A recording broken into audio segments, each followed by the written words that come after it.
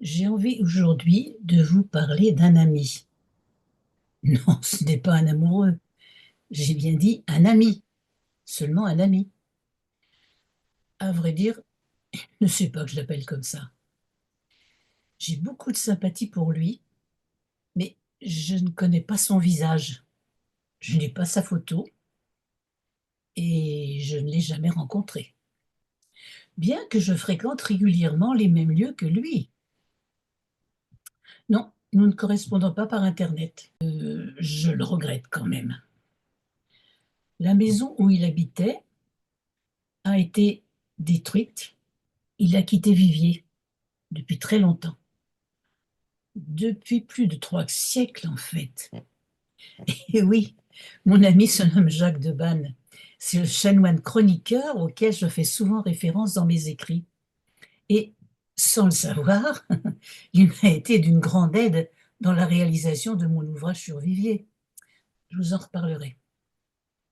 Je le remercie d'avoir écrit ces mémoires où j'ai pu puiser des citations, des précisions qui reflétait la vie de son temps. S'il avait vécu aujourd'hui, il aurait eu beaucoup d'amis sur Facebook. Ce n'est pas un historien savant, mais c'est un chroniqueur passionnant. Mais je vais vous expliquer. Dans les années 2000, j'ai eu accès à une copie des mémoires de Jacques de Banne. Dans ce temps-là, je n'avais pas d'ordinateur, donc j'ai tout recopié à la main. Ça m'a pris 3 cahiers et beaucoup de temps.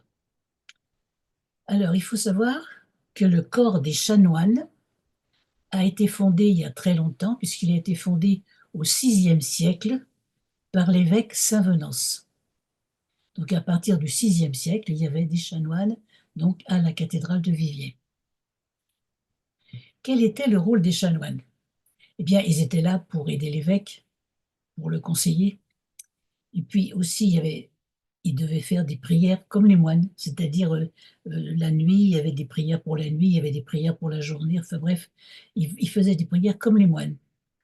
C'était eux qui élisaient un nouvel évêque quand l'évêque était décédé ou bien qu'il était parti autre part. Et c'est vrai qu'ils étaient plutôt choisis dans les grandes familles parce que pour être auprès de l'évêque, bon, c'était pas le petit curé de campagne, c'était plutôt des gens qui venaient de grandes familles. Alors, il existait à Viviers, elle a été détruite, il existait la maison de l'aumône. Donc les chanoines étaient tenus de faire la charité et de faire des distributions de nourriture, donc du pain, éventuellement de la viande, mais pas souvent, enfin bref, de leur donner des soupes, des choses comme ça. Ensuite, vous aviez le présompteur, donc lui, il était chargé des cérémonies, et Dieu sait qu'il y avait des cérémonies. Il était chargé de faire préparer les chants, bien entendu. Ensuite, il y avait le sacriste, donc vous voyez, sacriste, sacristie. Donc, lui, il était chargé de s'occuper des vases sacrés, il était chargé de s'occuper des habits qui servaient pour les cérémonies. Et les habits, il y en avait vraiment des très, très compliqués. Quand on regarde sur internet, on trouve vraiment, heu et Jacques de Banne d'ailleurs raconte qu'il y avait, pour certaines cérémonies, il y avait pour l'évêque, il y avait un vêtement qui était tellement lourd qu'il fallait quelqu'un pour le porter derrière, vous voyez? Donc il s'occupait aussi de la propreté de la cathédrale. Ensuite, vous aviez le prévôt. Lui, il s'occupait des besoins matériels, tout ce qu'il fallait acheter. Alors les vêtements, la nourriture, enfin tout ce dont on avait besoin. Puis vous aviez aussi le chanoine ouvrier. Lui était chargé des bâtiments, donc de vérifier si tout allait bien, s'il n'y avait pas une fenêtre à réparer, s'il y avait quelque chose qui ne marchait pas dans les bâtiments, c'était lui qui s'en occupait. Et l'enseignement. Alors, quelque chose de très curieux, parce que l'enseignement, en fait, à cette époque, au XVIe, XVIIe siècle, c'était les chanoines qui en étaient chargés. Alors, ou bien ils enseignaient directement, ou bien ils étaient chargés de trouver un précepteur pour pouvoir faire la classe. Alors, faire la classe aux garçons, parce que dans ce temps-là, on considérait que les filles n'avaient pas besoin d'être instruites. Ça a changé plus tard, heureusement. Alors, il n'y avait pas toujours de bonne entente entre les chanoines et l'évêque, parce qu'à plusieurs reprises, eh bien, il y a eu des procès. Et oui, les chanoines n'étaient pas contents, donc ils faisaient un procès à l'évêque. Donc, qui dit procès dit dépense d'argent, enfin bref, c'était très compliqué. Puis les chanoines, eh bien, ils étaient un petit peu, ils avaient une bourse qu'ils ne voulaient pas ouvrir, parce que très souvent, quand il fallait faire des travaux, eh bien, ils n'avaient pas du tout envie de payer. Par exemple, lorsque l'évêque a voulu refaire le chœur de la cathédrale, eh bien, les chanoines ne voulaient pas. Ils disaient que c'était très très bien comme ça parce qu'ils n'avaient pas envie de mettre la main à la bourse. Alors, c'est vrai que l'évêque n'est pas resté longtemps, il n'est pas resté longtemps à Viviers. En fait, il a quitté sa première demeure qui était tout près de la cathédrale.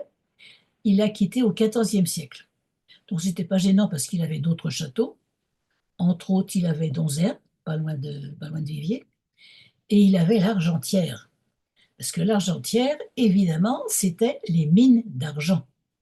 Donc, quelque chose de très pratique et de curieux, c'est qu'il avait le droit de battre monnaie. Donc, bon, ça n'a pas duré très longtemps, parce que bon, les circonstances ont fait que ça n'a pas duré, mais il avait le droit de battre monnaie pendant un certain temps. Et puis l'évêque, eh bien, il bougeait beaucoup. Il faisait des voyages, il allait à Paris, il allait en Avignon, enfin bref, il bougeait beaucoup. Quand il revenait, eh bien, il fallait lui faire des offrandes. Alors à son retour, déjà on faisait des feux de joie. Alors là, les feux de joie, je diverge un petit peu, mais les feux de joie, on en faisait à toute occasion. Chaque fois qu'il y avait une bataille qui était gagnée, chaque fois qu'ils apprenaient qu'une bataille était gagnée, hop, un feu de joie. Et quand l'évêque revenait, un feu de joie. Donc on lui faisait des cadeaux. En principe, c'était du vin, bien entendu.